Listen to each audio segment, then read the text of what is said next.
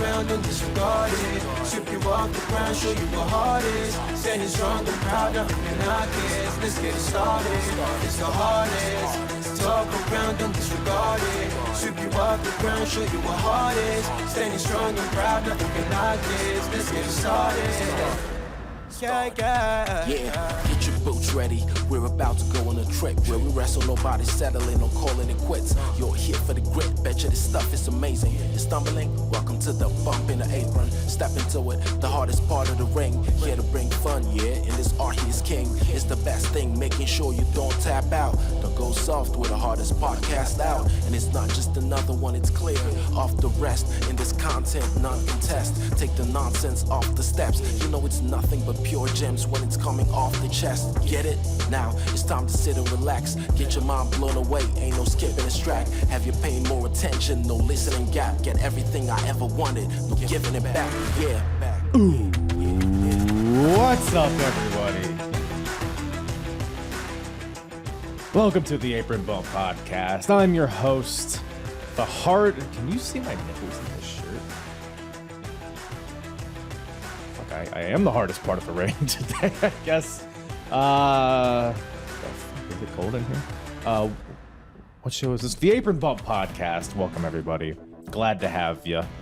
Happy to have your ears enveloped around my mouth. Or is it the other way around? Who knows? But what are we here to talk about today? Ring of Honor, Death Before Dishonor, 2003. About 19 years ago, some of you might have watched. I know I watched the recent Ring of Honor Death Before Dishonor from earlier this. Was it Death Before Dishonor? I don't even remember what it was. The one with the goddamn I don't even know what happened. It's Briscoes and FTR, and then you had Joe and Lethal, and fucking Cesaro won the title. Yeah, that was Death Before Dishonor. Yeah, so we just had the 2022 version that tells you the magnitude and the staying power, and basically how big this event is for Ring of Honor. And this is the very first one. And it is very clear that they are going all out to make it a, I don't know if a WrestleMania equivalent is the right way to go about it, but it's by far their biggest show up to this point in their history, their 2003 version. From attendance, I mean, I'm not like a big, I don't talk about the attendance or the gates or the tickets. Like, I don't get into all of that. It really doesn't interest me that much. But it does interest me in this context because they got 1,200 people in the Rexplex, somewhere in New Jersey, Elizabeth, New Jersey. By far the biggest show that they've had. Some of the shows that I've covered, they've had, 12 people in a taco stand in the audience. So definitely making moves, Ring of Honor, and the card justifies the attendance because it is a loaded card. By far the best card on paper that they've had. I would say maybe the best show that they've put on. However, there's a lot of... this is not a perfectly paved road. There is a lot of potholes. Some potholes in the shape of Jeff Hardy. But we'll get into that. There's a lot of craziness on this show. But a lot of really good stuff. I mean, up top in the main event, you got Paul London's last Ring of Honor match, at least, in this run. He's in the main event challenging for the Ring of Honor World Title against Samoa Joe. Samoa Joe versus Paul London. I don't need to say anything else. You know what we're getting into. We also got a rematch for the tag team titles. The champions, Amazing Red and AJ Styles, taking on the Briscoes. And we got a legendary match. The Christopher Streak. No, I'm just kidding. We got CM Punk versus Raven in a dog collar match. The legendary dog collar match that, talking about current times, if you watched AEW Revolution 2022 this past year, you would have seen CM Punk coming out to an AFI song wearing, a white and black jacket with the white and black basketball shorts and all that stuff. That is an homage to this match that we're going to cover today. So that tells you the magnitude in relation to wrestling history that this match had. So lots of great action. And even like the undercard stuff is really good as well. Some matches blew my expectations out of the water. And like I said, Jeff Hardy makes an appearance, which is bizarre to say the least. And you got your Special K and Gary Michael Capetta being a loosey-goosey asshole backstage. So lots to get into, like I said, and made for a great podcast review with my guest, Matt, from the Shining Wizards Wrestling Podcast, returning to the show. Always a good time with Matt. We always have a good old time at tweedling each other's nipples and kissing each other on the cheek. So fun time with Matt. Go check out the Shining Wizards Wrestling Podcast. Wherever you listen to podcasts, they're on everywhere. YouTube, Facebook. They do live shows. It's a very radio format kind of deal. They'll kind of get into the current products. They'll talk about a lot of stuff that you normally don't hear wrestling podcasts talk about, like NWA, MLW. They talked about Triple Mania this past week. So they get into a lot of good stuff, and of course all the WWE, AEW main headlines, but they also do a lot of great interviews with various wrestlers around the world. So, and just entertain a hilarious group of guys. They have a very Opie and Anthony type humor that I've also patterned my humor around. So if you like me, you're gonna like them. And go check them out, why don't you? Shining Wizards Wrestling Podcast. All their info in the description below. And hey, while you're here, if you're just jumping in, you're like, hardest part of the ring, I do love me some old school Ring of Honor. I sure would love to hear you ramble about it. Well, person that probably never said that, if you would like to do that, go to apronbump.com. You can go to the episodes tab at the top, and you can filter by promotion, by era, because I cover a lot of stuff on this podcast, a wide breadth of topics. So you can go to the episodes tab and you could select Ring of Honor, and that'll bring you to all of the Ring of Honor recaps that I've done, starting from the very first show and working my way chronologically up until now, Death Before Dishonor, 2003. So we're roughly halfway through the year of 2003, and I've covered every show before that. So hop in the archives, take your pants off, and binge away. So do that. Follow me on all the socials, Apron Bump across the board. Buy a shirt. Why don't you rate the podcast while you're at it? Give it a little review ski. Or don't, I'm not going to tell you what to do. But I will tell you to listen to this episode because it's a good time. Ring of Honor, Death Before Dishonor. I just spit all over my keyboard. 2003 with myself and Matt from the Shining Wizards Wrestling Podcast. Living the dream, man. Oh, I look awful. You look handsome. What are you talking about? Look like I've been wearing a hat all day. Being my wife's my beard, so I fucking right was just holding shit while she did electricity. Oh, installing a fan, you said?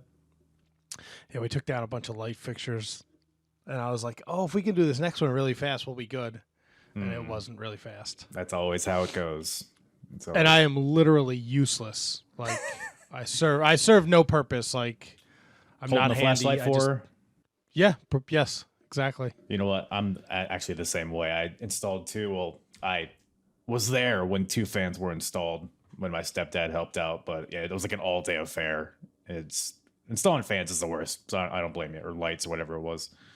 It's the whole 9 yards, my friend. Speaking of fans, were you a fan of this show that you watched? Come on now. We're having fun. I was, actually. Yes. To be I've never watched this show before.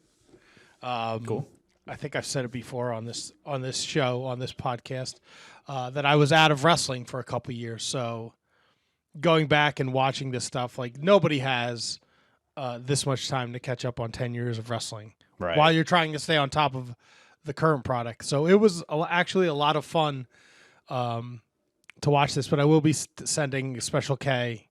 I'm pretty sure I had 5 fucking seizures in the first 7 minutes. Now, remind me, you're a big fan of Special K, right?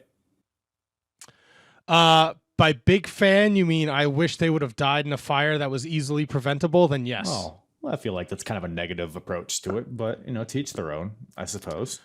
The wrestlers, I'm not. I don't mind the gimmick, and like 2003, Ring of Honor Wrestling, and probably every other company where just the fucking music is just blaring and you can't hear it on the VHS. It's something. And yeah, they got the lighting now, which I think the last show we watched, they didn't have like much of a lighting setup. Now, man, it's just strobes, and they got girls now, like not hoes. Oh yes, the Special K sluts.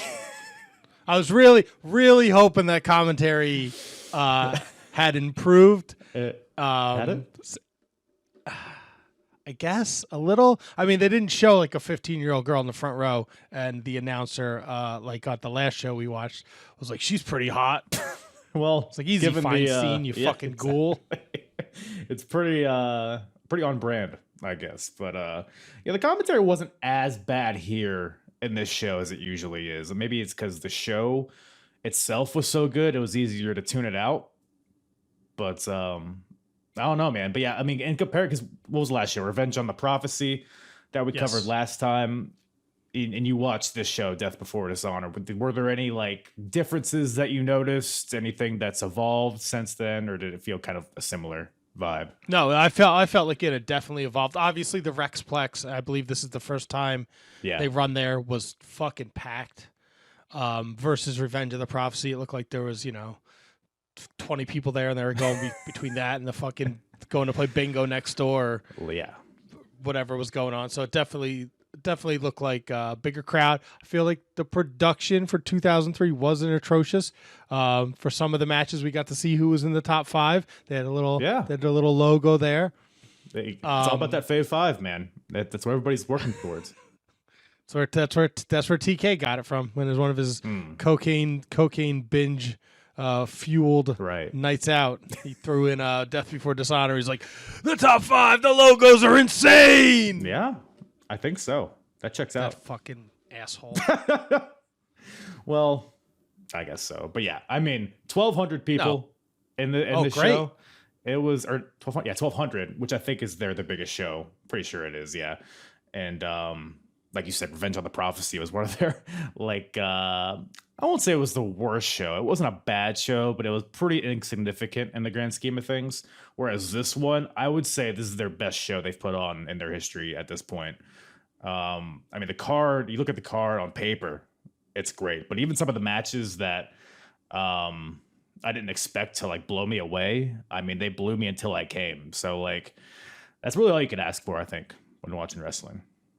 100%. As long as you finish, that's all that matters. Yeah, nobody likes to get edged. Well, I guess some people do. Edge does. Is that why he's named Edge? 100%. Just constantly, he does it with Lita. He did it with does it with Beth Phoenix. He's putting his edge in everybody. Do you think when Beth Phoenix got her head smashed with a chair, it gave Edge a little bit of made his pants a little tighter? Yeah, if there was some blood, it would have been it would have just all over his underoos. Yeah. Well, all over his underoos. Look, you sent me. You're like, yeah, you good to do the show? And I was like, yeah. And then I was like, all right, what am I signing up for here? And I looked over the card. I completely, it either didn't register in my brain or I missed it that Jeff Hardy was on the show. Dude, that is.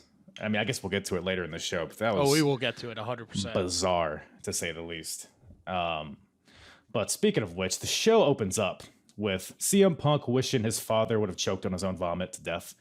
And that's basically the premise of the Raven CM Punk storyline, which is thoroughly underway here. It's kind of reaching a fever pitch at this point. They have a dog collar match later in the show, which is I feel like pretty legendary at this point with the whole AEW Revolution, the callback to that. It was the callback to this show, so that was fun to see.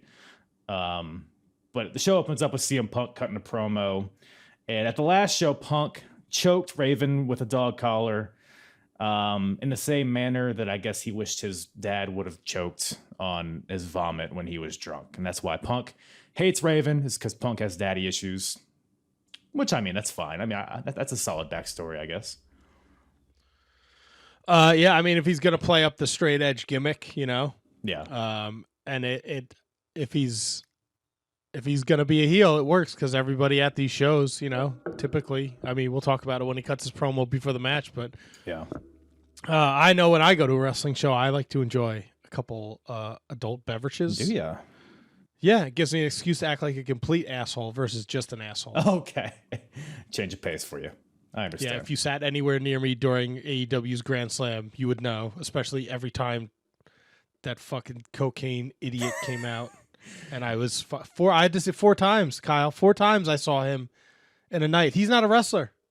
No, I went to AEW Live last year too, and you're right. He just comes out like right before they come back to TV. He's like, "Yeah, come on, everybody, let's get on." Like, shut the fuck up, Tony. Yeah, he fucking look. He's like Joel Gertner. He fucking flails his arms. Are you ready for the show? It's like, bro, go away. You already have my money. You fucking cokehead, fucking asshole. People eat it up, man. They love the TK.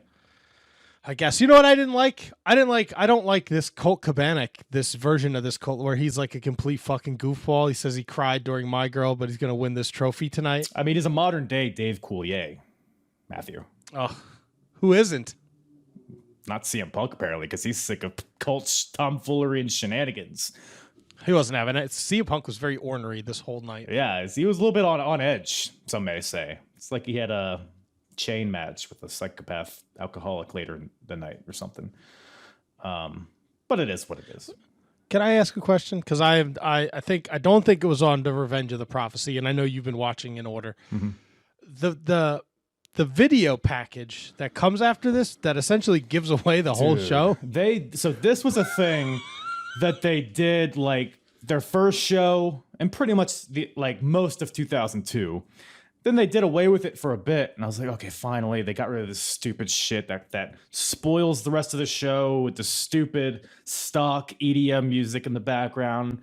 But for whatever reason, they decided to bring it back for this show. And you're right. I mean, I started watching it, and I was like, wait, this is literally showing what's happening. So I skipped it because I didn't want, shit to be spoiled. Did you watch the whole thing, though?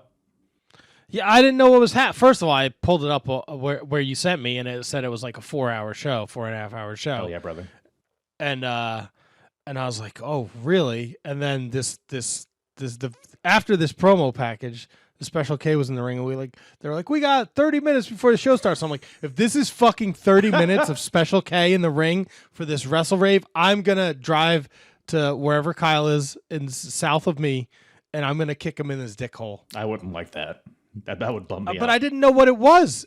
So I watched the package video, and I'm like, okay, are these all the matches for tonight? Yes, I don't know what. And then we go right into the Wrestle Rave, and I'm like, oh fuck me, man, this is gonna be a long one, huh? Well, Special K, you see, they're pretty. You can't control them.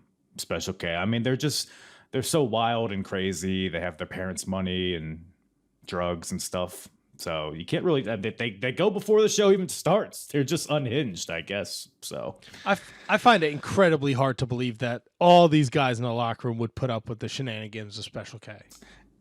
Yeah, the commentary, they were like, "Oh, the show it doesn't even start for 30 minutes." I don't know why people are even seated because the crowd's packed. Like no one's even at the concession stand or everything. Like everybody's there. Like clearly the show has started, but commentary's like, "Oh, the lights are already even off or something," This is wacky.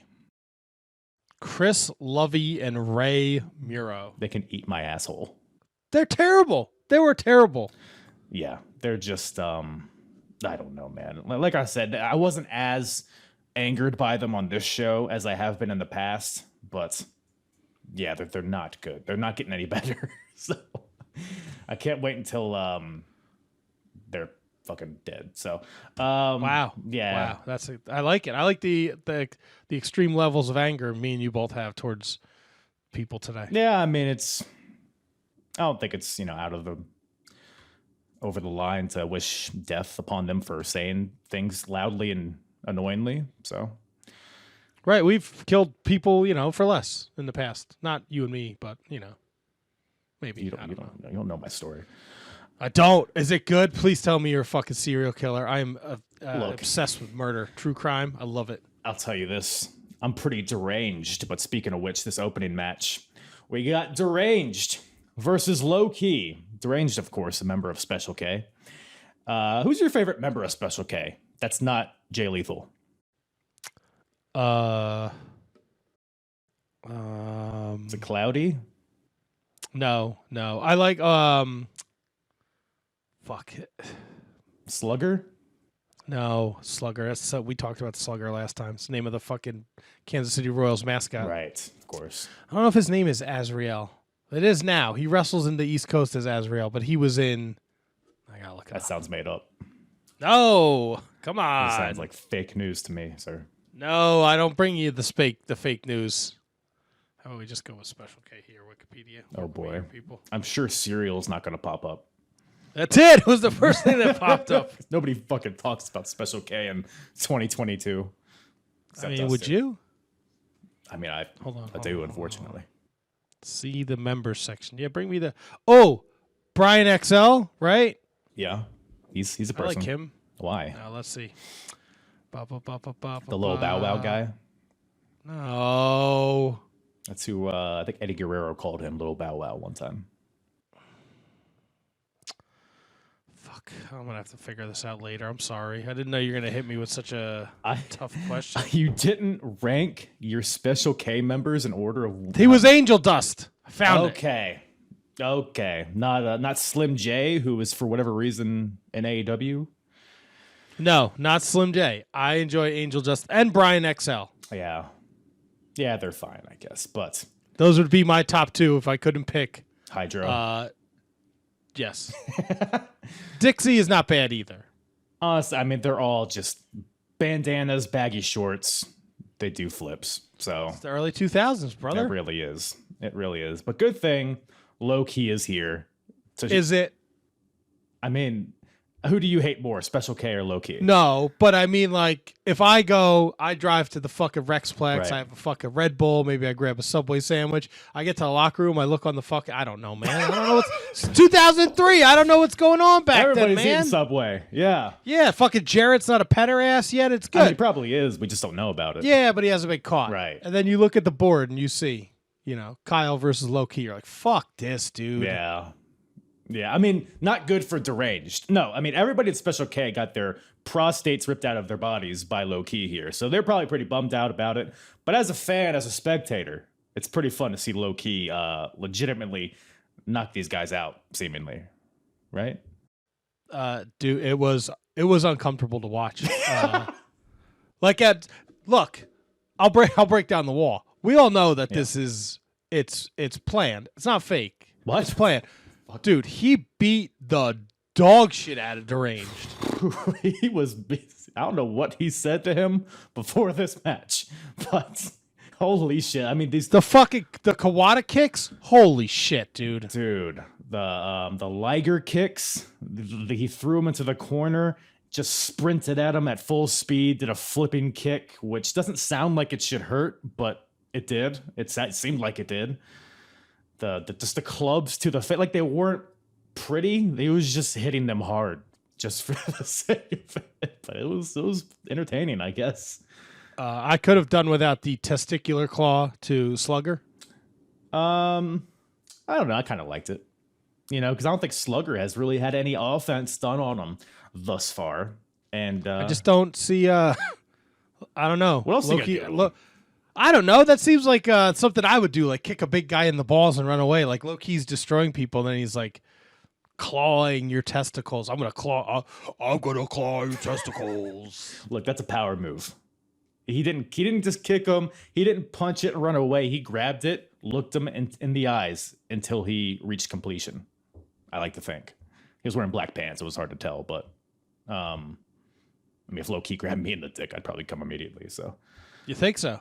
Just out of pure fear, Do you ever ask your lady to put on a bald cap and have like a really creepy deep voice that doesn't match her body and grab you by the testicles? I haven't actually thought about it, but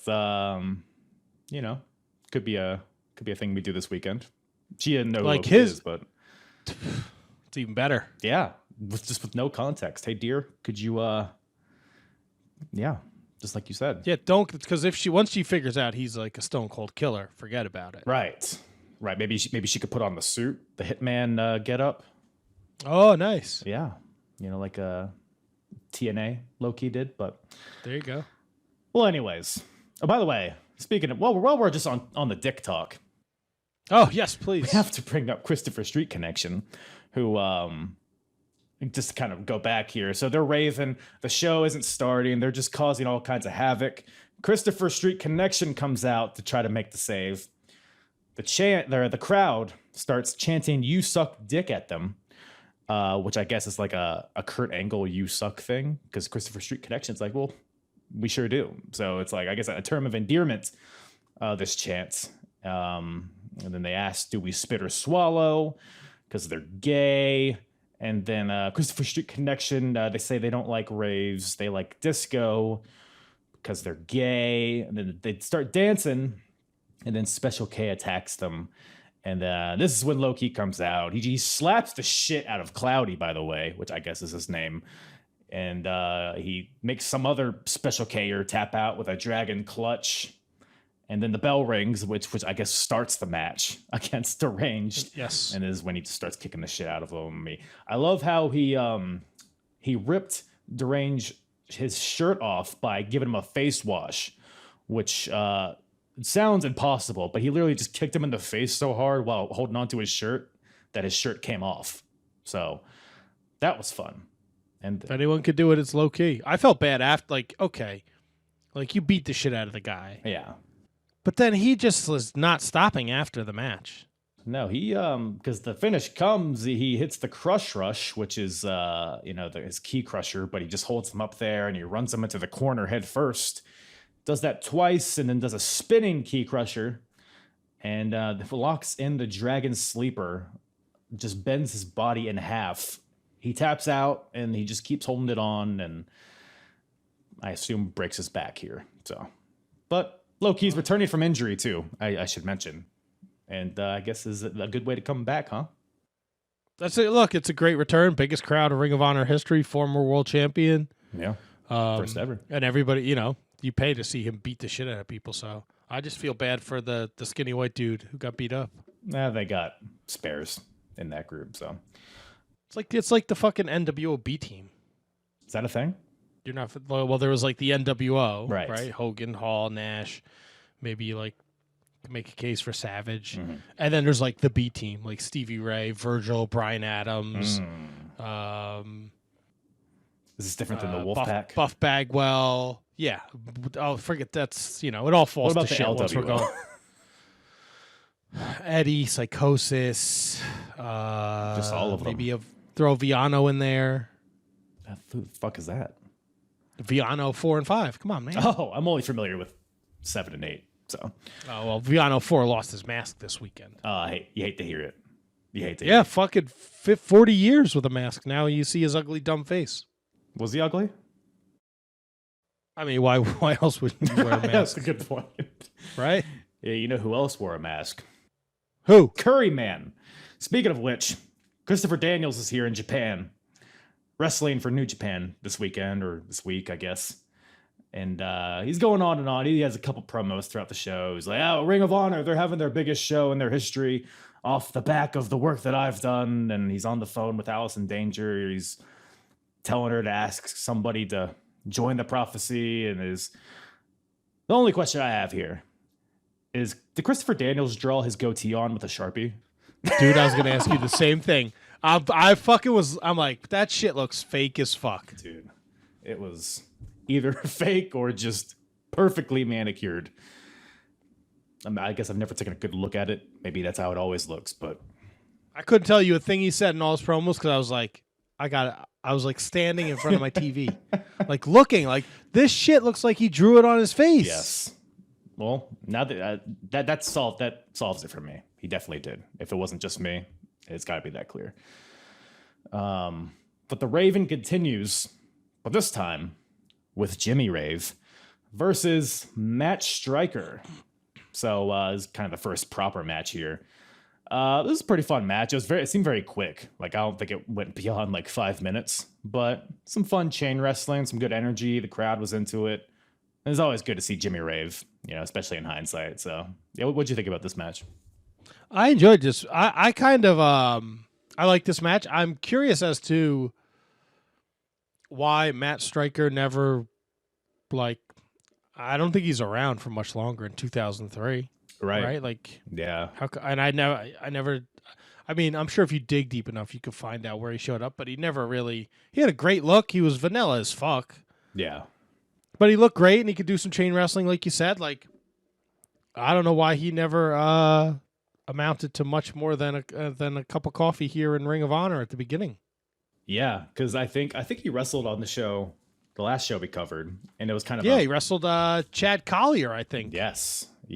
Both of them at the time were unknowns, but Matt Striker has gone on to kind of get a following here. The crowd seems really into him, and pretty talented. Like you say, just a white guy that's pretty built.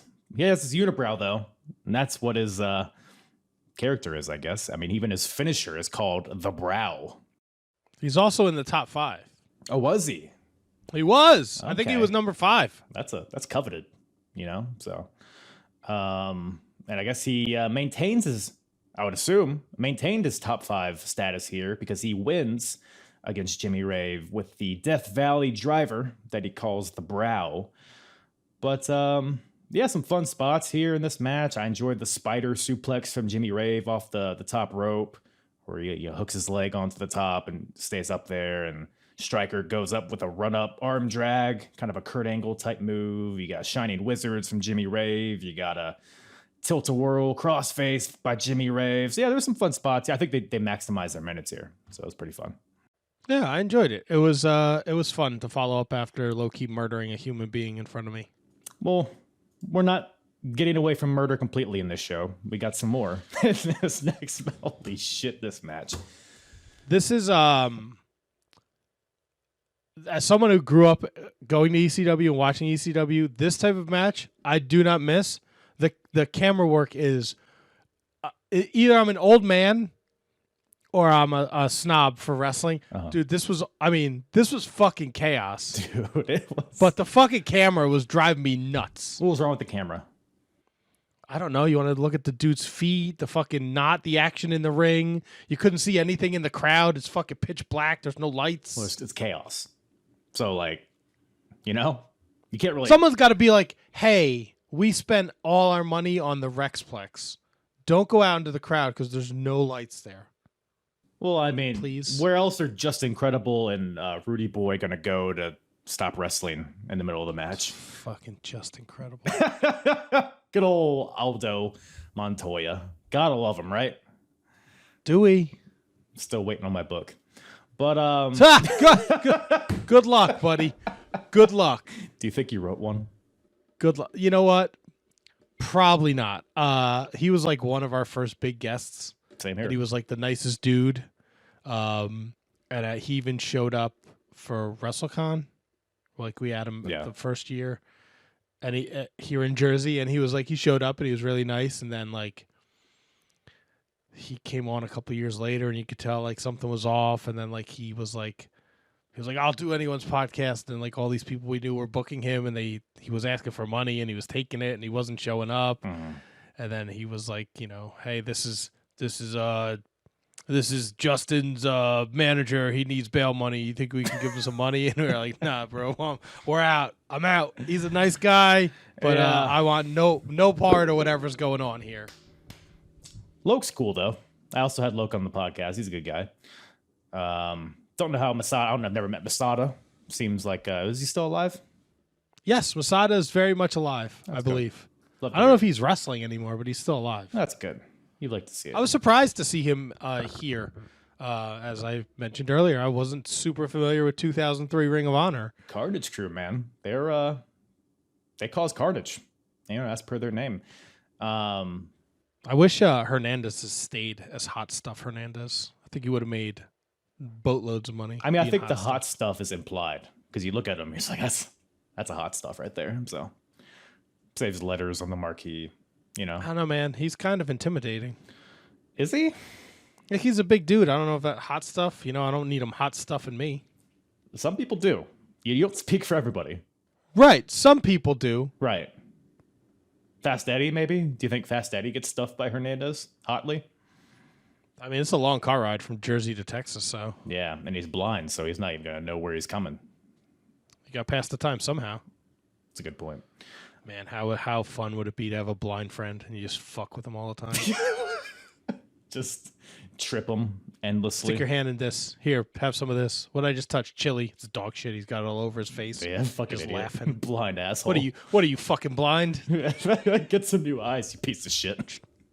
Can you toss me that? Can you toss me the remote? No, dickhead. That's a fucking coaster. I hope no blind people listen to this. Yeah, their fucking ears aren't broken. What are they gonna do? Come fucking find me? Good luck. Yeah, I'll just back away very slowly. Yeah.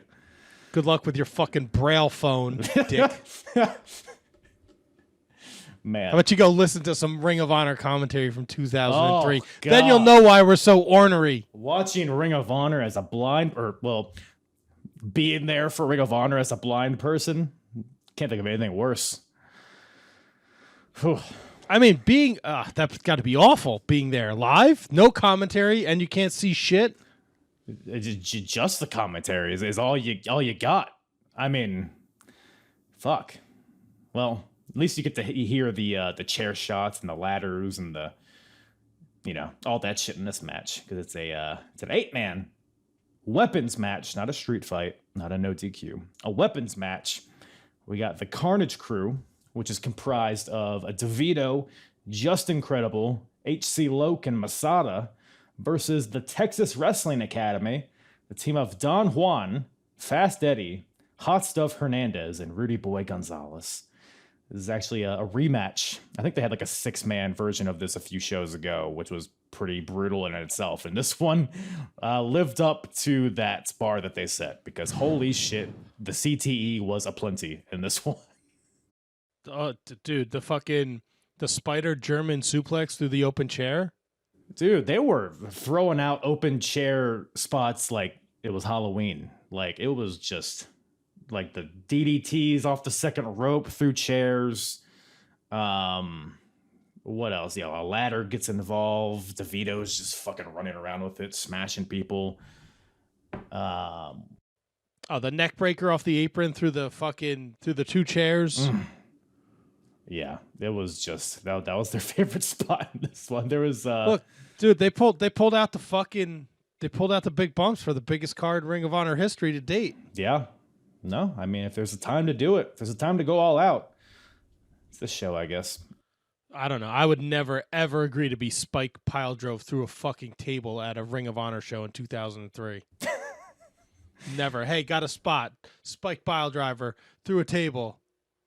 Well, I mean, as comment Off the apron to the concrete. I'm good. Thanks. Go back to the TWA, brother. it's the Rhino Classic. Rather have fucking low key kick me in the face. I think I'd rather take a pile driver off an apron through a table than have Loki do whatever he did at Deranged. I think like with a kick to the face, like you're just gonna get kicked to the face. If fucking rude boy fucking Gonzalez doesn't protect your neck, you'll be sitting next to the blind kid in the first row in your wheelchair. You ain't doing shit. Fucking eating through a fucking straw because the fucking Rudy boy over here. Okay, Rudy Boy wasn't throwing out pile drivers, I don't think. I mean, maybe Don it was. Juan. It was chaos. It was dark. It was. Fast Eddie. It's always dark for Fast Eddie. But by the way, commentary was laying it on thick. If you think we're laying it on thick, Chris Lovey, because Fast Eddie gets hit with a cane. Chris Lovey's like, "Oh, good thing you didn't see that cane shot coming." It's like, cool.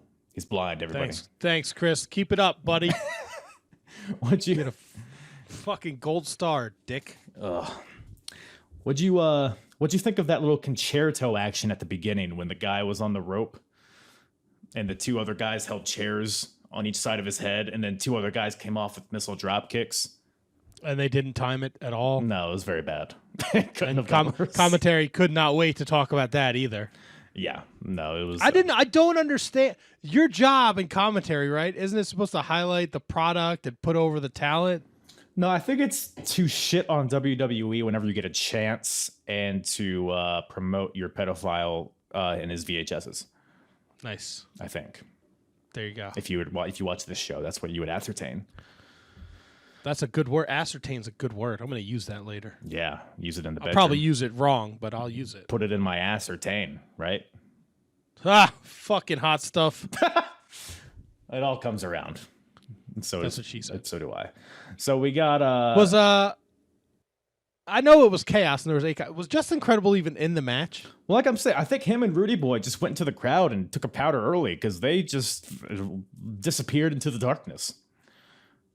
So I don't know, man. Just Incredible. I mean, I feel like he looks in good shape, but it's like, I don't know. He didn't really do anything. He can super kick and swing a cane. That's about it.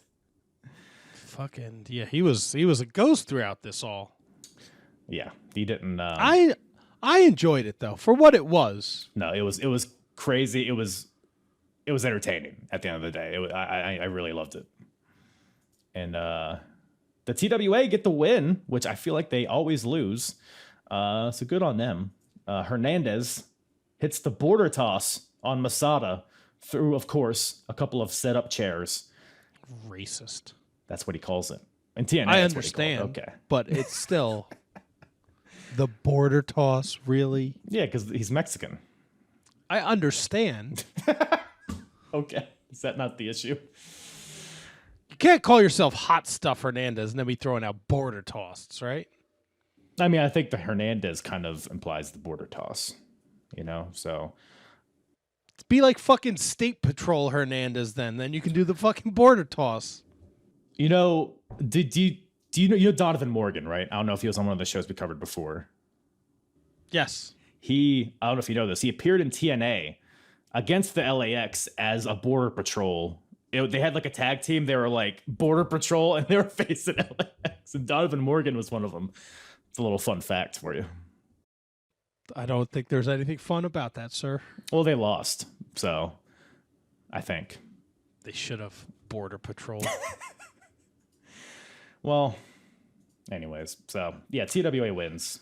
And Don Juan gets a victory, which is what we all want at the end of the day, right? Yeah. That's what I woke up the other day and I was like, Don Juan gets that W, baby. I'm glad to hear that all your dreams came true with this. I feel like I never saw Don Juan in this match. I feel like every time I looked at the screen, Fast Eddie was getting driven through a chair because he's blind. Shoot low, so I don't get disappointed. Yeah, that's good. Well, your favorites here in this next match. The Slow Turtle and Diablo Santiago, this team known as the Outcast Killers with a Z, versus the debuting tag team, the Purists, the team of Tony Mamaluke and John Walters. What's your favorite John Walters match? I would say in the recent Ring of Honor Pure Title tournament. Was he in that? He was in it. Okay. Good on Run John. back for that. I'm not gonna lie to you. This match sucked, and I spent the whole 8 minutes or whatever the fuck it was trying to find out where Tony Mamaluke is today. Where is he? Couldn't find him. He's probably eating pizza, right? I think his last appearance was in Impact. He challenged Brian Myers for the Digital Championship. Ugh. Oh, so that was recent. Oh yeah. Wait, why is Tony Mamaluke showed up in Impact? I feel like I was like, it should be big news. like, man, Tony Mamaluke. I want to find out what he's up to. I thought you were about to say his last appearance was at One Night Stand 2005. I didn't know he was still doing shit. No, he hung around for a while. He's still going. Let's put the strap on him. Let's put the rocket on him. I think he's done. No, you said it yourself. He just challenged for a championship in Impact. So I think that was like a one-off. No, I feel the comeback coming from Tony Mamaluke. All right, I misspoke. He was in his corner. Oh, Tony Mamaluke was in Little Guido's corner when Little Guido challenged Matt Cardona. well, that's something. But yeah, the match happens. It's it's really, they're trying to establish a tag team here. You know, Outcast Killers are jobbers, and the Purists, I guess they're trying to make a thing, but I've never heard of them, so I assume they kind of just fade away at some point. But there was some fun. Well, actually, the highlight of this match was the entrance, because Tony goes for a fist bump to John Walters, and John Walters just fucking lays him hanging.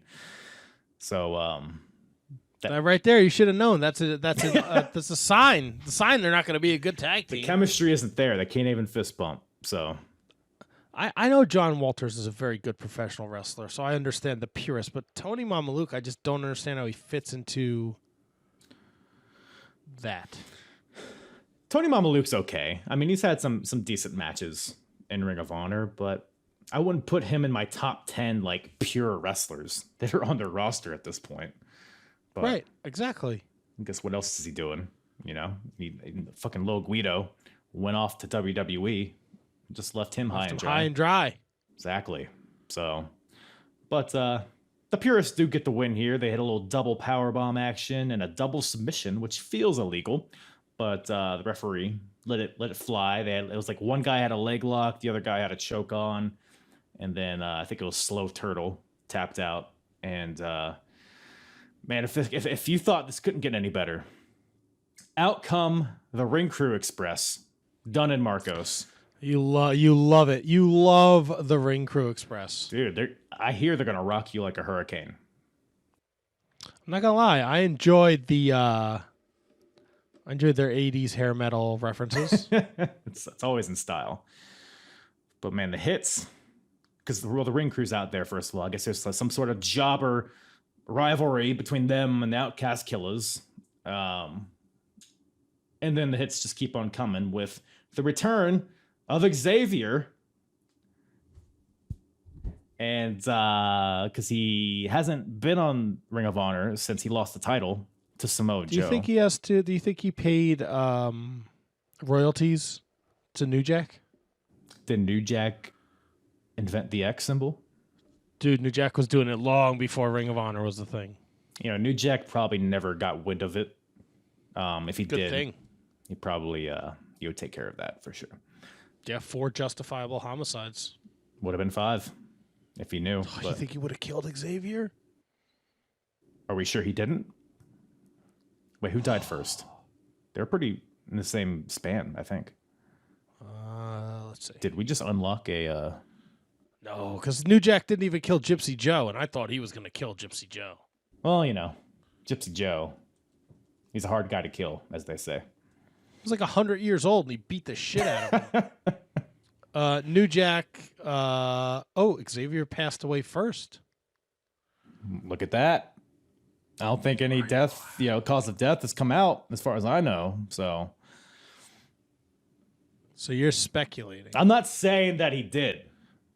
I'm just not saying that he didn't. Right. So we're going like, if it walks like a duck and it quacks like a duck. Stabs the duck. Wow. What? So we got Xavier's out here. And I guess he's here to promote the Field of Honor tournament, which apparently is an 8-man tournament that's coming up in Ring of Honor. And he's not in it, and he feels disrespected. Right. But the announcers have no idea about any of this. No, they were like, well, Xavier, who does he know? How does he have this information? He must be close with the office. Xavier probably just didn't, there's probably miscommunication between what was advertised and what was in his promo. So, but Xavier takes it out on the Ring Crew Express, destroys them both, and gives one of them the kiss your ex goodbye. I love his finishing move names. They're very clever. I mean, you got to establish these guys and give them their own identity. So, we got the fucking Brow Town, whatever fucking stupid shit for Unibrow and Brow Town. Kiss Your Ex Goodbye. So, yeah, Brow Town sounds right. Kiss Your Ex right in Goodbye. your brown eye. Yep. Speaking of brown eye, Ah, I got nothing for this one. But we got Tom Carter versus Doug Williams in a match that happened. Thoughts? I actually really, really enjoyed this match. Yeah, this was a pretty good match. Yeah, I am curious as to why Tom Carter, and I guess at some point during the match, they make reference to it, why he's not Reckless Youth anymore. Is it just because he wants to get away from the gimmicky stuff? Yeah, I think they was going in a different direction because I think one of the commentators called him Reckless Youth, and then they quickly corrected themselves. He's the technician, Tom Carter, now. And seems like this is kind of an effort to build the pure division, which isn't a thing yet, but they're building towards it with your Matt Striker and your Chad Colliers and all that. And yeah, this is some good stuff here. You got Doug Williams throwing out his knees, his King Kong knee drop from the top rope. You got Tom Carter busting out a second rope, tornado DDT, and a lowdown for a 2 count. And then Tom Carter spends most of the match working on the arm of Doug Williams, which comes into play when Doug eventually hits the Chaos Theory, but he can't follow up because the arm's been worked on. So yeah, solid psychology in this match. And Tom Carter eventually wins with a small package. So yeah, good match. Not really any stakes to it, but it was a good, solid match, I thought. No, I'm with you on that. I really enjoyed it. And again, on paper, Tom Carter, Doug Williams didn't, when I looked through the matches, I was like, oh, okay. But then surprisingly, this was a lot of fun. I enjoyed this very much. Yeah, you got to have a little break from the murder and the Just Incredibles of the world. So, and this gave you that. I agree to that. But, and then Tom Carter, as he's leaving, he runs into Allison Danger. And Allison basically asks Tom Carter to join the Prophecy. But Tom is conflicted and he walks away. So I guess not tonight, but maybe another night. I don't know. Don't know a lot about the Prophecy going forward. I feel like they're kind of not floundering, but they're kind of just treading water. I feel like it's been a while since they've done anything significant with this faction. Let me ask you, Kyle, would you join the Prophecy? Well, I think I just like shaking hands too much. And they don't like shaking hands. So that'd be my reason for not joining them, I guess. Would you join and then shake hands, and then that would be the face turn? Like you would start to get them all on board with shaking hands because the crowd would respect you. And then hands would be my gimmick. I'd be Kyle Hands. Nice, Kyle Hands. And your finish could be like, the handshake hangover or something. That's pretty good. Somebody write that down. Yeah. Somebody take that. Or if you're going Loki's route, the handshake hand job. Oh, that's probably already taken, though. You think so? Isn't that Effie's finisher? Is that Allison Danger's finisher? I think it is. It is now. I think she's a trainer for NXT, isn't she? Or is that you think she's jerking off Shawn Michaels? Trying to see if his fucking cross eyes, 2 eyes becoming one, go back to normal? Is that what it takes? Has he just been blue balled for 20 years and the buildup of semen just makes his eyeballs less buoyant? No, he's found Jesus, so he doesn't do that stuff anymore. Right. He's not a fucking cocksucking asshole anymore. Fucking asshole. Do you not like Shawn Michaels? I fucking hate Shawn Michaels. What's your problem with Shawn Michaels? Shawn Michaels is a piece of shit. Oh. Piece of shit, bitch ass, whiny, fucking cock eater. I hate a cock eater. Cock eater. What about Michael Shane, his cousin? Do you like Michael Shane? I got no beef with Michael Shane. Michael Shane wasn't taking money from a girl who died with lots of money and left it to him. He's not throwing Marty Jannetty through a barbershop window. He's not fucking being a dick to Bret Hart. He's not fucking stomping on Vader, calling him a big fat piece of shit. He's not crying and taking his ball and going home, forfeiting all his fucking titles, and then, oh, it's okay because he found Jesus. But then he's running around telling everybody to suck it. That's okay, Jesus. Suck it, Jesus. That's the message you're giving us, Shawn Michaels. And he's turning into a mythological creature. He's becoming a Cyclops. His eyes are verging into one. Whoa. Is this all because you're just a big Marty Jannetty fan and you haven't gotten over the barbershop thing?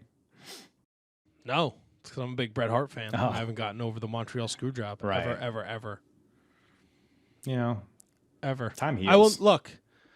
I will never tell you he's not a good professional wrestler, but he's a real piece of fucking shit. You're just not like it. You don't like his cowboy hat. That's what it is. His cowboy hat, his fucking Dutch boy haircut, his fucking stupid shit pants, fucking tights he wears. He fucking comes Okay. back.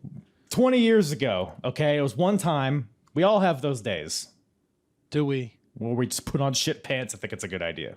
And at some point, you need to realize you can't grow the fucking long hair, dude. Just fucking cut your hair. You look ridiculous. He did. He was bald for a while. And now he has like a horseshoe deal. But he wears the hat, so he's cool. You know. Oh, is it cool? He's a sexy fucking boy. Cyclops with a cowboy hat.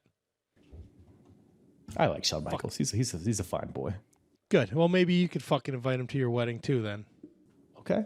Yeah, would you? Would you? No, you're not sending fucking in. You don't want Shawn Michaels anywhere near you. I'd rather not have him at my wedding, to be honest. Yeah. If I had The the Rock choice. is an acceptable shot. Yeah. That I'll mean, take. You don't need fucking Shawn Michaels showing up, having a couple vodka tonics, taking some fucking pills, reverting back to fucking 1996 sexy boy Shawn Michaels. Before you know it, he's plowing your mother-in-law and he's fucking kicking your fat friend, calling him a big fat piece of shit. Ruins your wedding. You don't want him anywhere near it. Yeah. I wouldn't like that. I wouldn't like that at all. He'd throw me through a window.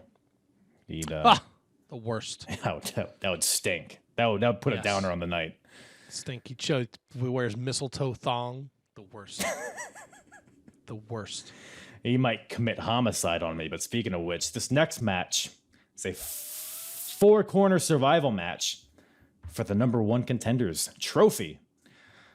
Dan Moff versus BJ Whitmer versus Homicide versus Colt Cabana.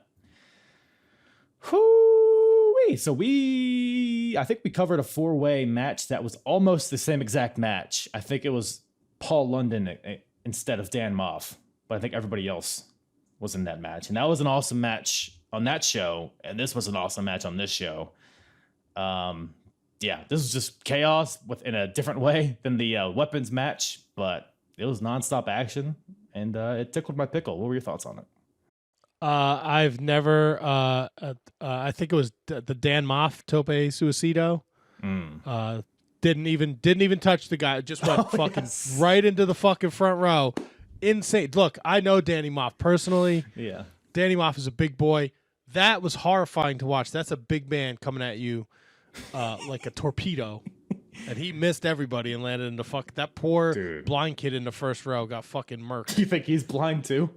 Is it Fast Eddie? That's who was in that's the fuck. They put a bunch of blind people in the first row. They won't stand up. They won't cause any problems. Right, yeah. Like the fucking dickhead streamer guy that goes to the Ring of Honor shows now. This was chaos. No one was a legal man.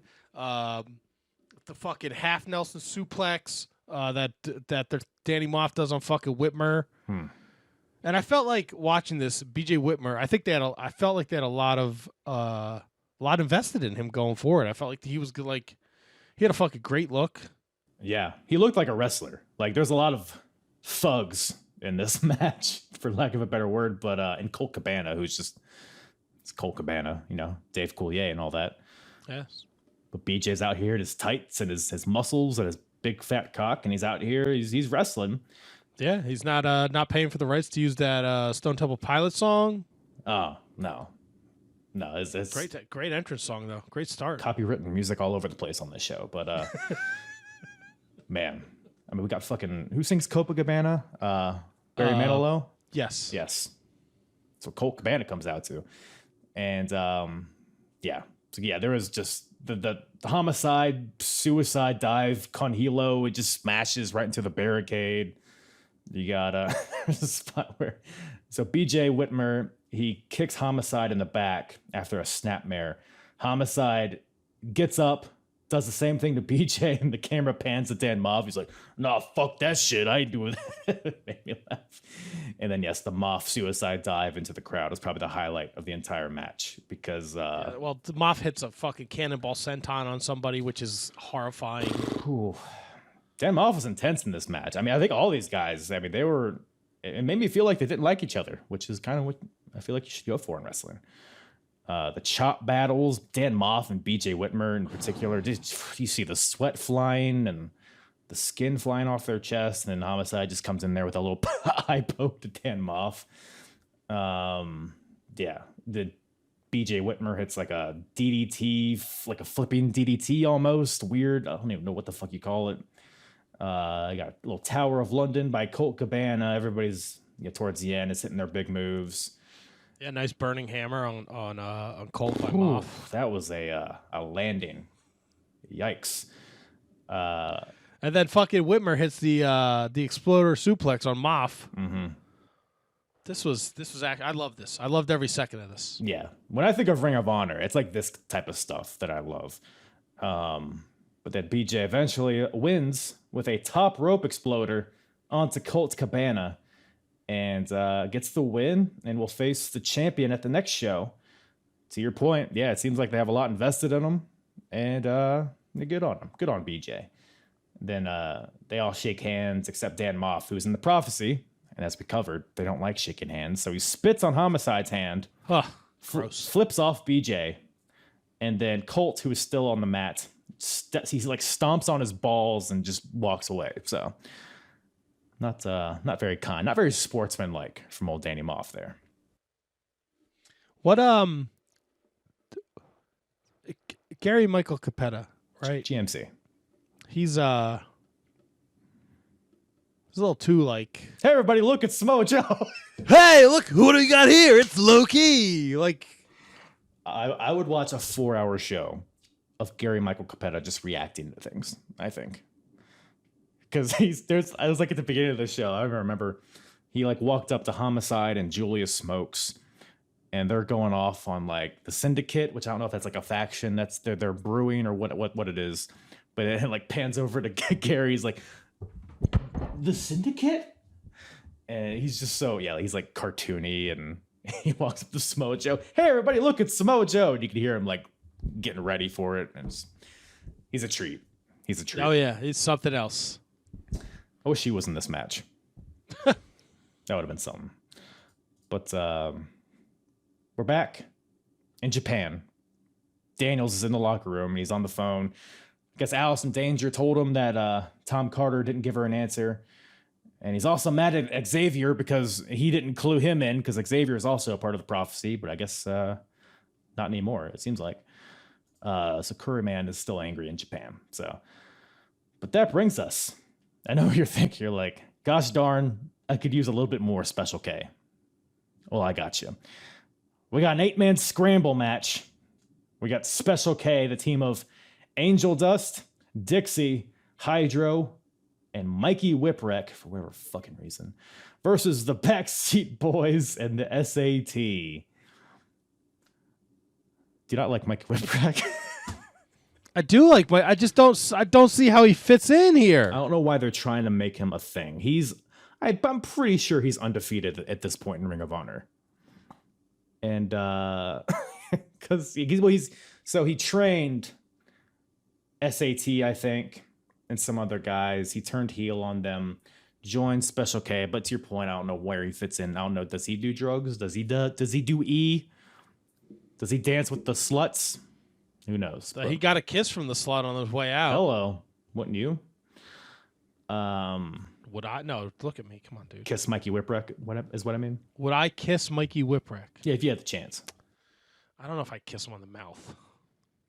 On the I'd kiss him on the cheek. I don't know where he's been, dude. He's been in ECW. He spent time with Cactus Jack. I don't know where he's been. Yeah, that's a good point, actually. But yeah, the match starts. One of the Special K guys offers Johnny Cashmere a pill because, I don't know if you knew this, Special K, they do drugs. That's Angel Dust, man. That's the guy I like. That's your guy.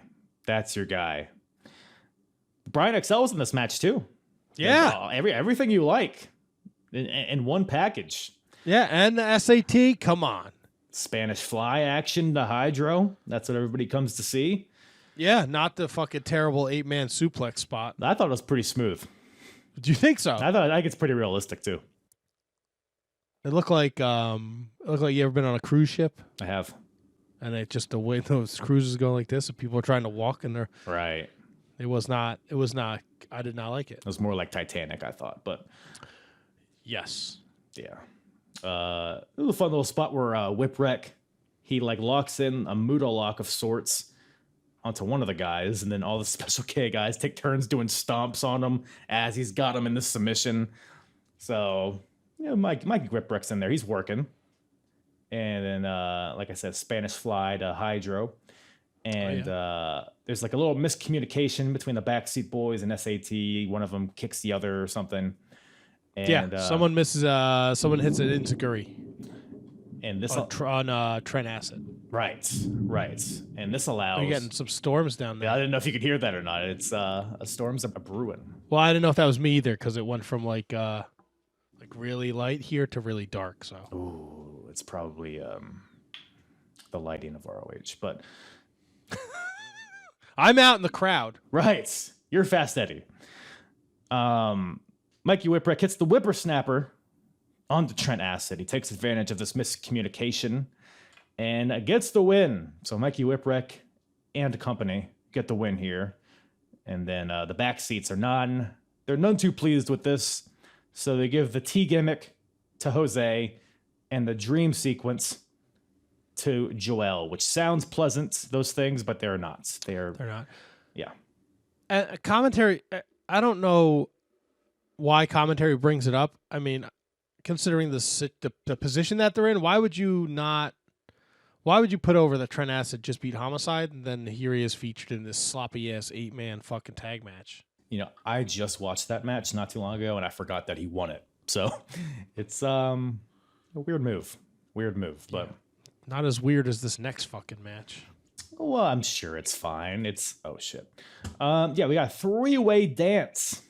We got Joey Matthews versus Crazy K versus Jeff Hardy. What the fuck did Jeff Hardy do? Why is everybody so... What the fuck Dude, was this? it was... First of all, I've never seen this. I didn't even know he was in Ring of Honor. I didn't either. I don't know how long this lasted. Apparently not too long. I hope not. Did he drive through Elizabeth, New Jersey and fuck every single one of these people's mothers in front of them? Because dude, it's unbelievable. What do we get? Fuck you, Hardy. You got fired. Dude. Hardy sucks. We want Matt. We want Matt was great. Which is hilarious because I think in WWE there's We Want Jeff chants. So and the commentary is like so trying to put over that Jeff Hardy wants to be here. He reached out to Ring of Honor. You could hear the screaming girls that are here to see them, but some of the Ring of Honor faithful, they don't like him. No shit, they don't like him. I guess Jeff had a book come out in this time period, and I guess he said that he lost his passion for wrestling. Yes, they had to mention that. That's like the only reason I could conjure up, unless they just don't like the WWE guy coming in. But then again, they're fine with Tommy Dreamer and who else? Eddie Guerrero they were fine with. Fuck, man. Mikey Whipwreck they're okay with, but Jeff Hardy, I mean, he's out here in his Willow mask. Dude, that was also fucking weird. I didn't know Willow was a thing back in 2003. I'm disappointed in myself that I didn't know he did this in 2003. I'm questioning how long. I mean, was he doing this as a child? Did he grow up as a little This is his Omega gimmick. Ah, right. That promotion that he was running, which I guess all three of these guys were in. Oh yeah, Crazy K, who if you're listening to this and you don't know who Crazy K is, don't worry, nobody else does either, because he was his name's Kirby Mack. I did some research on him. It didn't seem like he did that much in his career, but apparently he's a student of Jeff Hardy, and that's why he's in this match. And then Joey Matthews, that whole North Carolina crew, aka Joey Mercury. So, but yeah, it's kind of an I don't know, man. The crowd they didn't like Jeff Hardy, to say the least. No, they did not. Fun fact for you: I also had to find out more about Crazy K. Oh yeah, crazy-k.com. If you're looking for his website, crazy spelled with a K. He eventually becomes a member of Special K. Well, that just writes itself. I mean, actually, let's see what's on this. Looking at him, website. he looks like a member of Special K. It's on his website. crazyk.com, you said? Yeah. It is definitely not. Don't click on the link. Why not? It is definitely in Japanese. Or definitely maybe not underage girls half naked. Oh, let me check that out. We're gonna throw this laptop out later.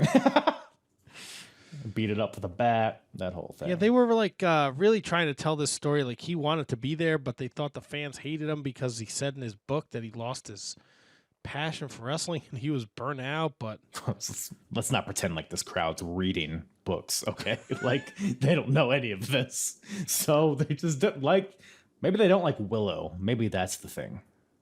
I thought like I missed it when I looked at the lineup. So here he comes, but he's in this Willow thing, and I'm like, this really isn't fucking Jeff Hardy, is it? And like they do the weird spot where he's gonna take off his mask, but they can't get the mask off. Oh, and what's he's like like the crowd is booing him, and he's like in the ring being like, I fucked up because he did his entrance thing where he like runs up onto the ropes and he slips. It's like, oh, of course. Man, not dude. This was fucking. I don't understand. I guess because it's the biggest show in Ring of Honor history, and I guess because if Jeff Hardy says, "Hey, I like your product, I want to wrestle for you," you don't say no. Yeah, it's like what? I mean, it's an attraction match. I get it. It wasn't like too long of a match. You know, it's Crazy K. Like, who gives a fuck if he loses to Jeff Hardy? Dude, Crazy K he look like he don't belong in no wrestling ring, brother. Did you like the little poetry in motion him and Jeff did? No, that looked awful. Fucking, I don't know if he just missed him or if he doesn't know how to jump, but yeah, it was not poetry in motion. It was a magazine in motion at best. This is literally what happens when Jeff Hardy gets a DUI. He tries not to get in a car crash. This was literally a car crash. This is what he does. This was awful, and it got more awkward after the match, dude. When he's like hugging people as he's leaving, and as he's hugging people are like, "Fuck you, Jeff Hardy! You fucking suck!" It was even funnier the way because Jeff wins. Because of course he wins. Well, first of all, before he wins, Joey Matthews gets the biggest pop of the night when he throws Jeff Hardy off the top rope. Turns babyface, as commentary said.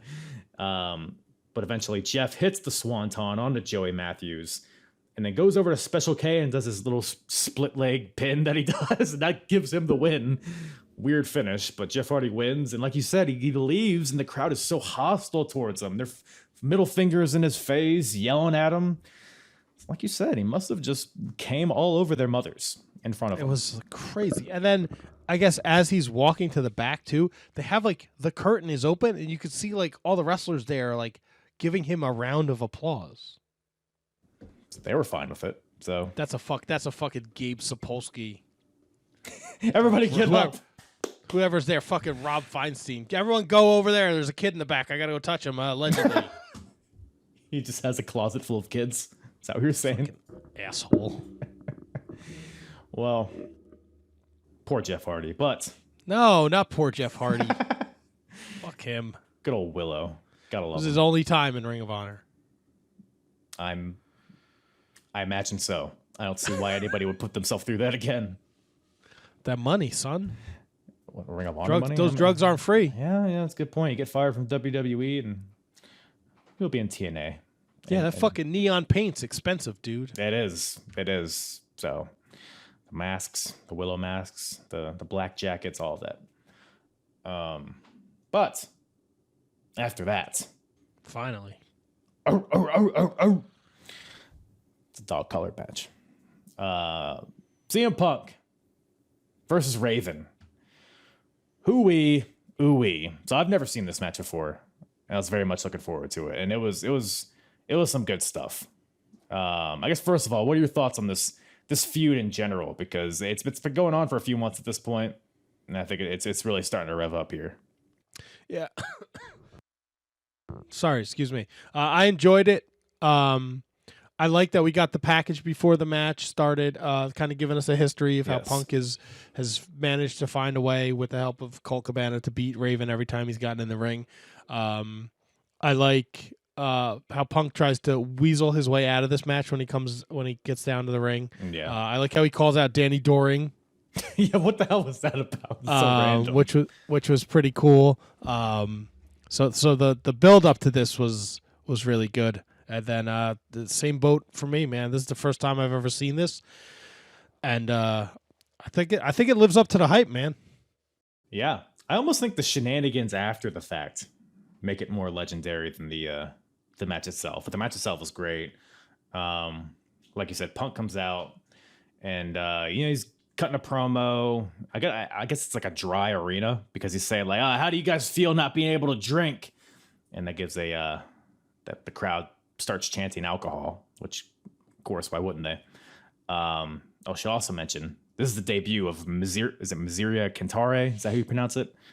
His entrance music, and from AFI comes out in the jacket. Like I mentioned, the AEW Revolution dog collar match against MJF is the same attire and all that, so it was fun to see in hindsight. Calls out Danny Doring, like you said, who's in the crowd. Still don't really understand I mean, I guess comes into play later, but well, he's a Jersey guy too, and an ECW guy. So fuck him. That's what you're saying. Wow, really? Well, no, I wasn't saying that. That's what CM Punk is saying, not me. Oh yes. I guess because Raven's, it all makes sense. But then Raven comes out with the chain already attached to his neck, which that was a funny little detail there. And he gets into the ring. Punk scurries away, and Raven throws the chain out of him. Like that whole imagery was fun. And then, like you said, Punk's like, "Look, I've beaten you already. Can't we just have a street fight instead? How about a bunkhouse match?" Just funny. But Raven's like, "Nope, I'm gonna choke you, daddy." So Punk eventually puts on the dog collar. He gets in the ring. He tries to run away because he's a stupid idiot. He forgot he was attached to a dog collar, I guess. So Raven pulls him back in, chains the shit out of him in the ring. Punk's busted open within the first 30 seconds. Tables come into play. Raven goes to throw Punk through it, but Punk gives him a low blow and then whips Raven through the table. And then they fight into the crowd, which, as you mentioned, the lighting is great, so you can see everything. Yep. Raven's just kicking the shit out of Punk, basically. But at some point, Raven, gets up onto the bleachers and does his little pose, and then Punk grabs the chain and pulls him down. And then Punk has the upper hand at this point, and they get back to the ring. Punk grabs a mic, and he starts talking shit. But this allows Raven to fight back, and he hits these crazy intense clotheslines because you have these legends. They come in to these indie promotions. Sometimes they go through the motions, but it seems like Raven is going all out in this match. Yeah, because this is pre TNA too, right? Yeah. I know he has a pretty successful run in TNA. No, Raven has a really good run. I feel like he's very underrated in the ring, personally. This period is, like you said, is TNA, when he was fighting for the title, his matches with Abyss and Sabu and stuff like that, and Rhino. But yeah, it's really awesome stuff here. At some point, Raven accidentally hits the ref with a chair. Son of a bitch. Stupid ass ref. But then he does this crazy neck snap. He grabs the chain and breaks Punk's neck seemingly with the collar and hits a Raven effect. But the ref is down, and this allows Colt to get in, which, I mean, it's no disqualification. I don't know why we needed to kill the ref, but, it is what it is. Colt Cabana gets in there, hits a low blow, and a DDT onto Raven, onto a chair. Danny Doring comes in, takes out Colt Cabana, but then Punk just covers Raven and gets the win after that DDT. So, it felt like kind of an abrupt finish, but given the aftermath of this match, I can kind of see why. But as far as the match itself, any other thoughts on that? I actually really enjoyed the match, and it was the little things as much as I didn't like them going into the crowd, coming back over the railing, hearing the chain grind against the guardrail was a cool sound. Kind of heightens the senses of what really is going on here. The clothesline spots were awesome. Yeah, they were fucking awesome. And then the finish, I like the finish because it's oh, okay, Danny Doring's gonna save the day and Raven's gonna get the win, but no, not today, my friends, not today. And then the post match stuff, I mean, was even more fun. Kind of an homage to Raven and Sandman here.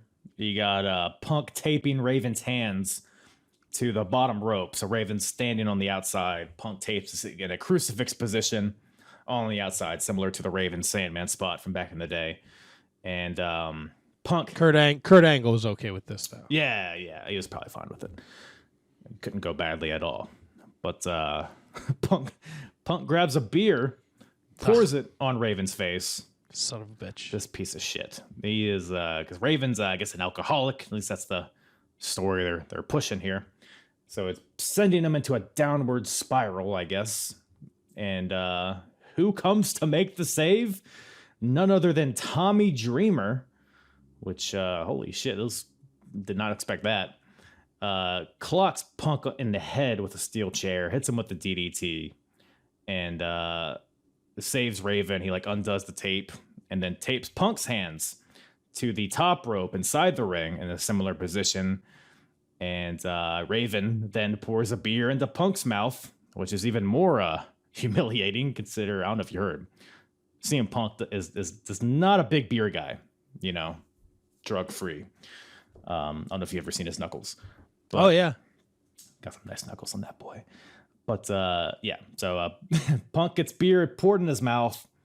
Tommy Dreamer smashes a beer on his fucking head and chugs it, and Raven and him hug. Man in a Box plays. Yeah, just an awesome finish to this thing. Yeah, no, it's a great callback to the ECW days, and Tommy Dreamer is probably the last person anyone expected to see come save Raven. So yep, well done, kudos. I enjoyed this. This was a nice homage.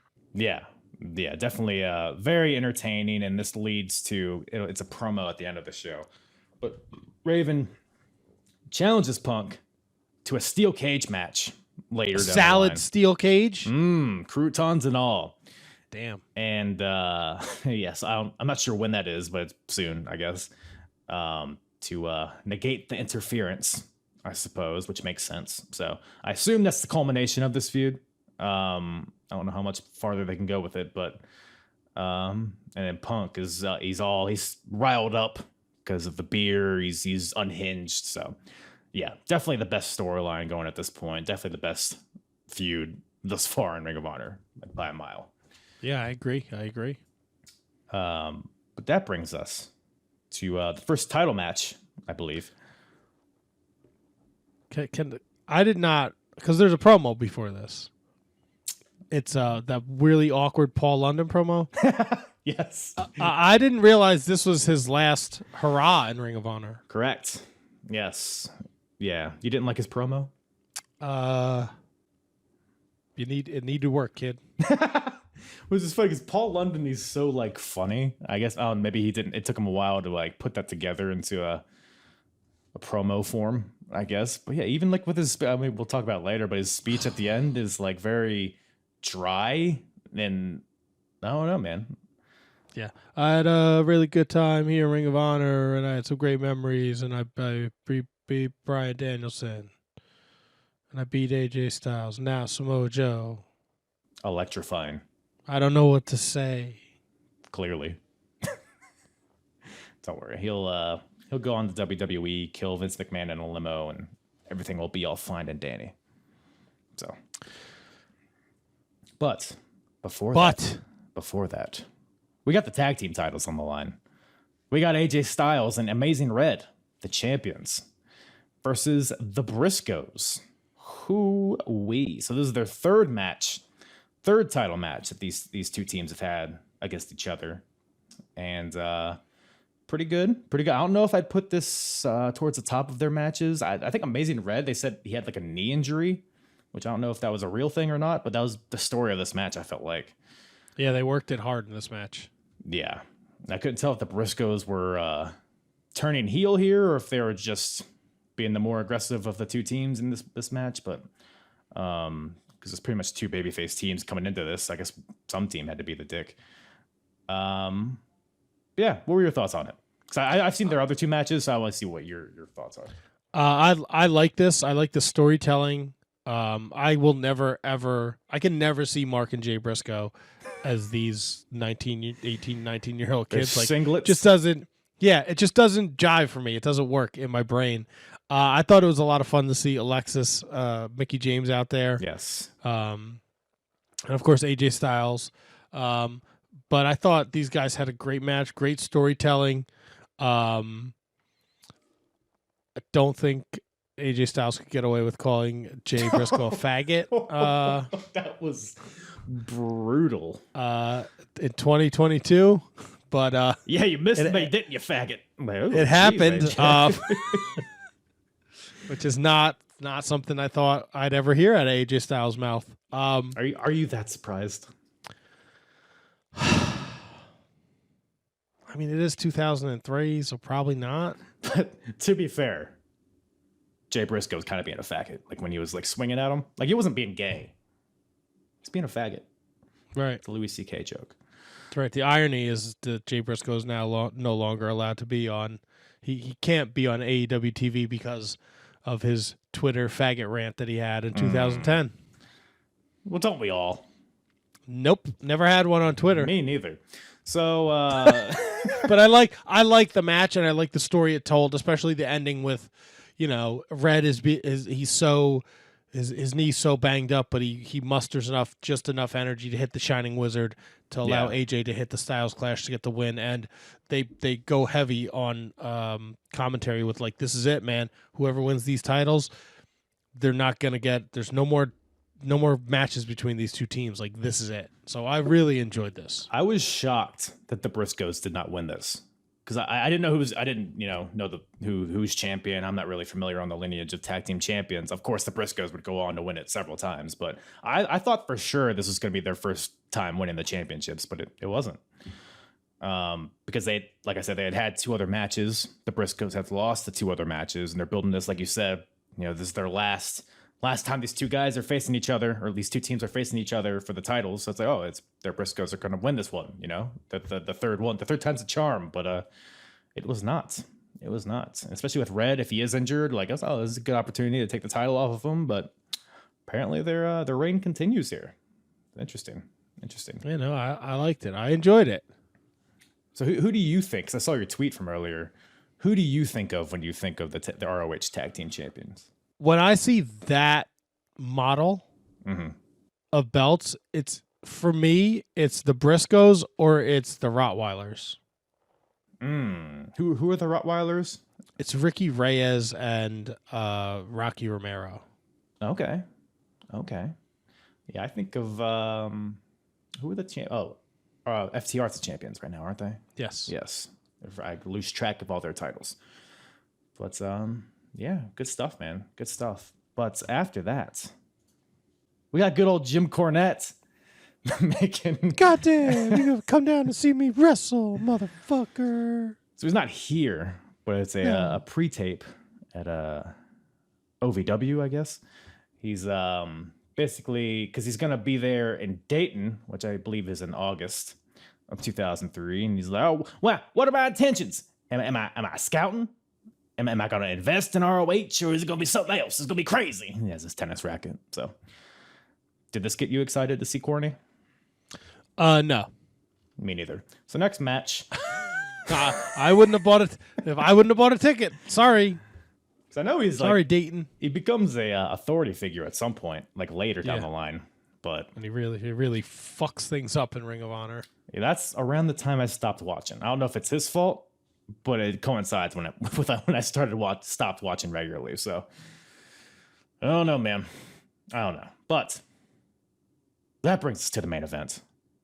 The Ring of Honor World Title is on the line. You got the champion, Samoa Joe, versus Paul London in his last match in Ring of Honor, which, would he ever come back down the line, Paul London?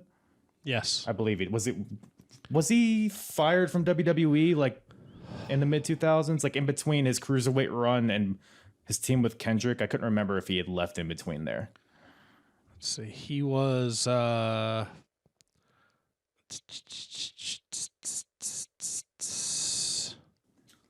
let's see. He turned heel. Ooh.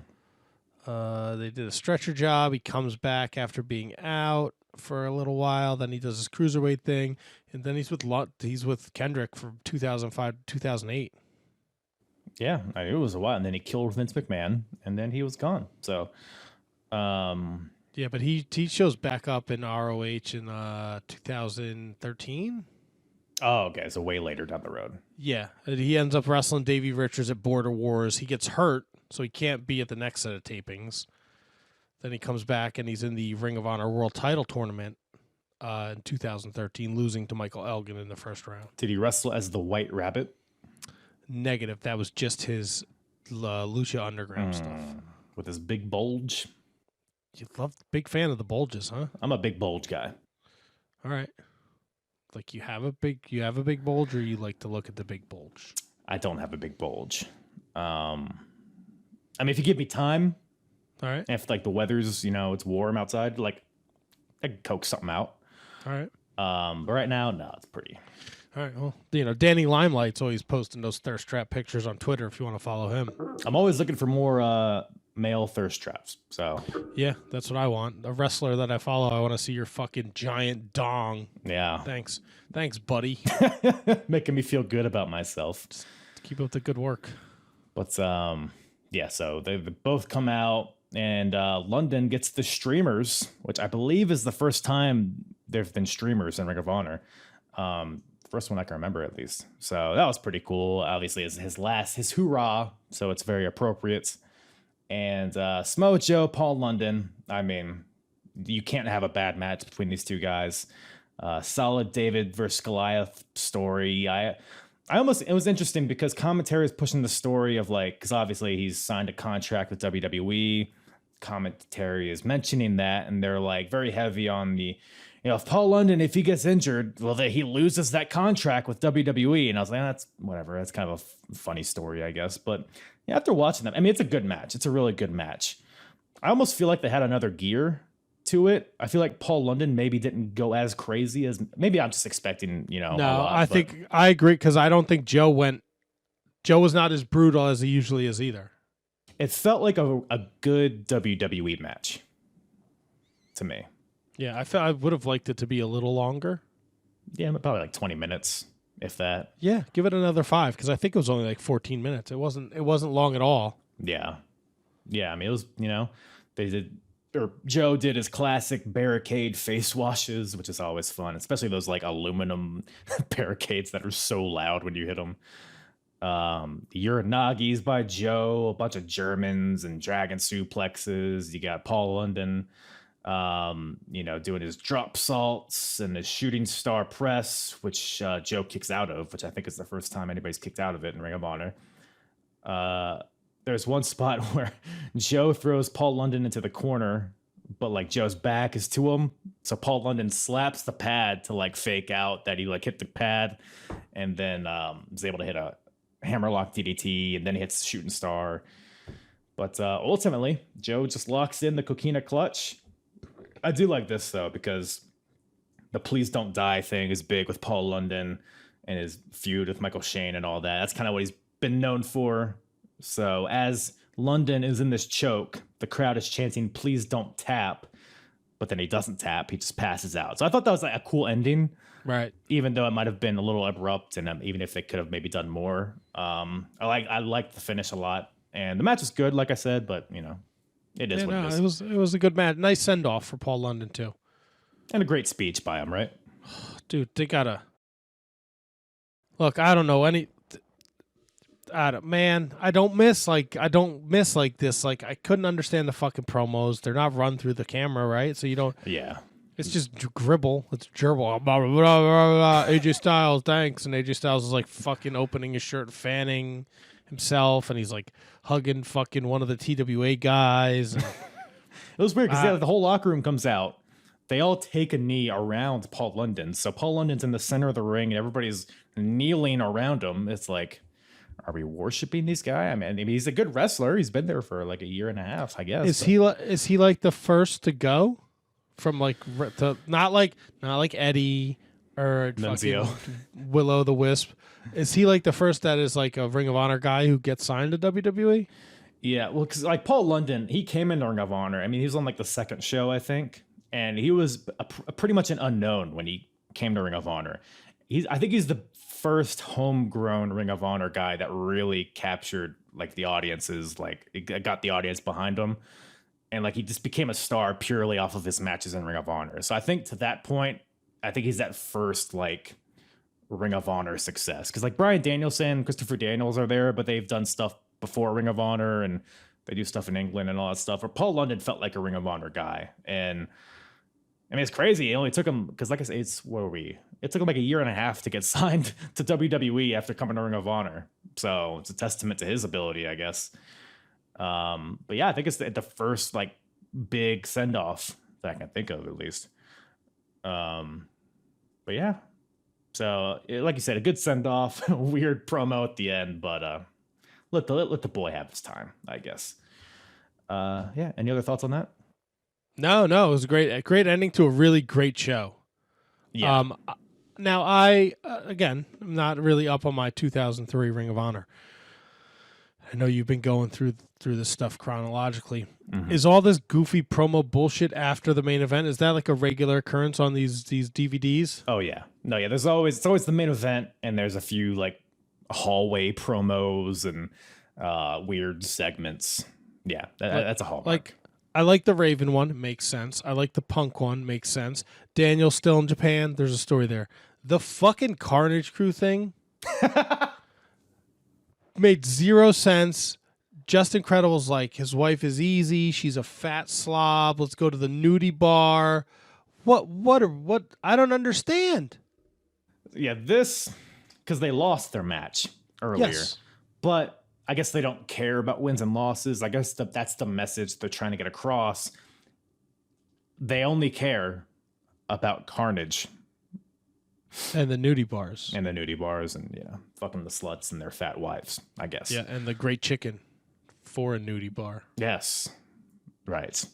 So, yeah, I mean, honestly, Carnage Crew are probably, HC Loke and DeVito are probably some of the better promos of the roster at this point.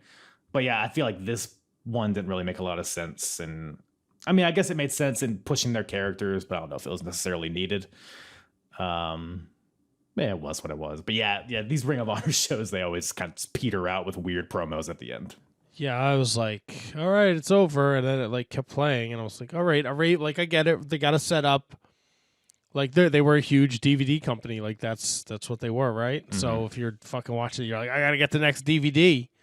But then this, I was like, I do like how the final image of, because like Raven, he challenges Punk to a steel cage match, and then it cuts to Rob Feinstein walking into Punk's locker room, or the locker room where Punk's sitting, and he basically tells Punk about this, and Punk is just. He's still like so distraught about getting beer poured on him, and he has blood all over him, and he just shoves Rob on the ground and starts yelling at I thought that was a pretty cool way to push that storyline.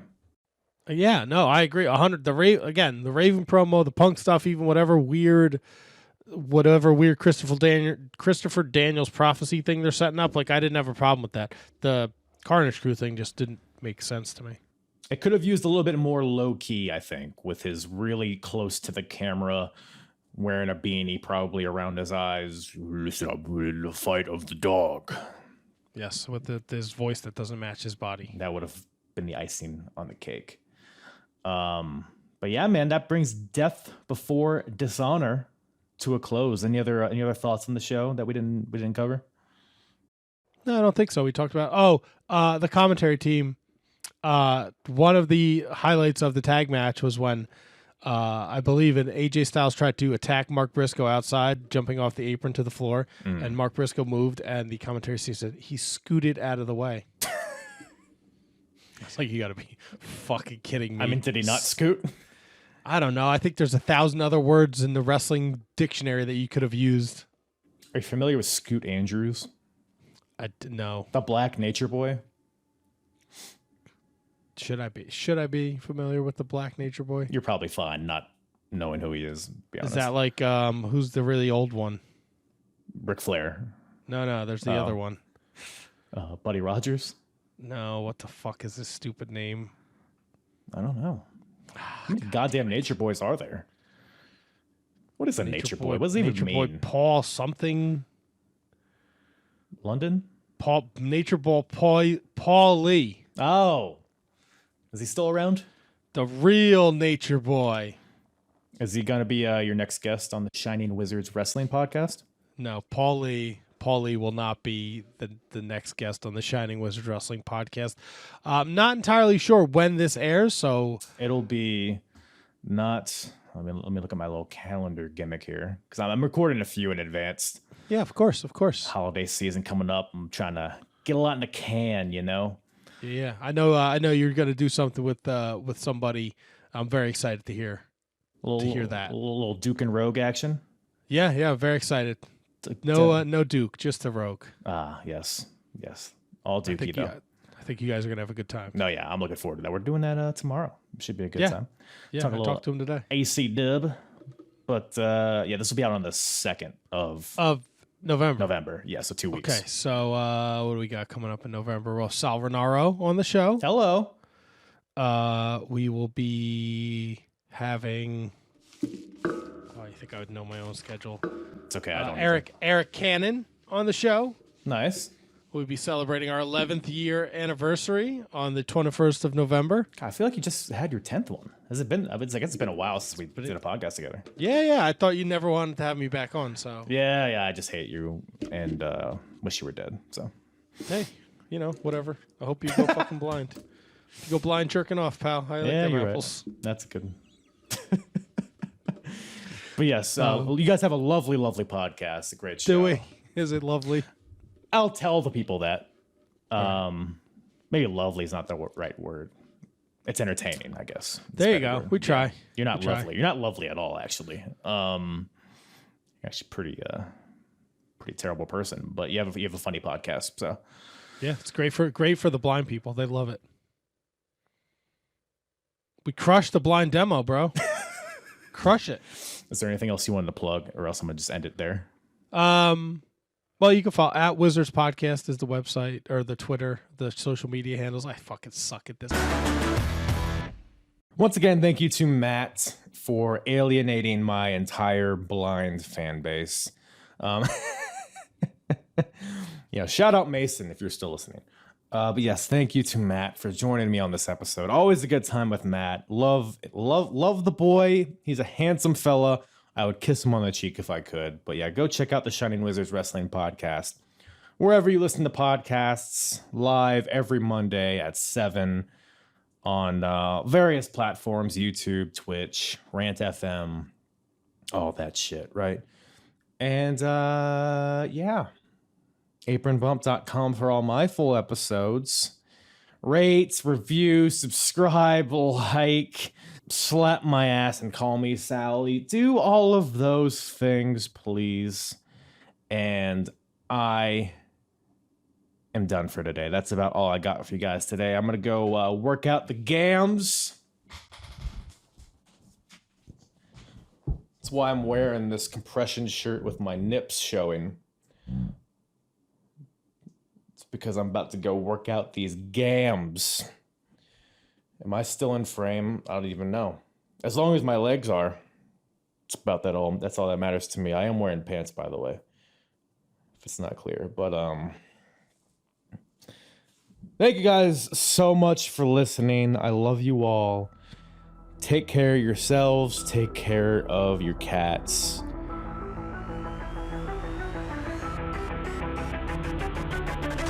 I'm hard. And the hardest, talk around and disregard it. Strip you off the ground, show you what heart is. Standing strong and proud, nothing can knock it. Let's get it started. It's the hardest, talk around and disregard it. Strip you off the ground, show you what heart is. Standing strong and proud, nothing can knock it. Let's get it started.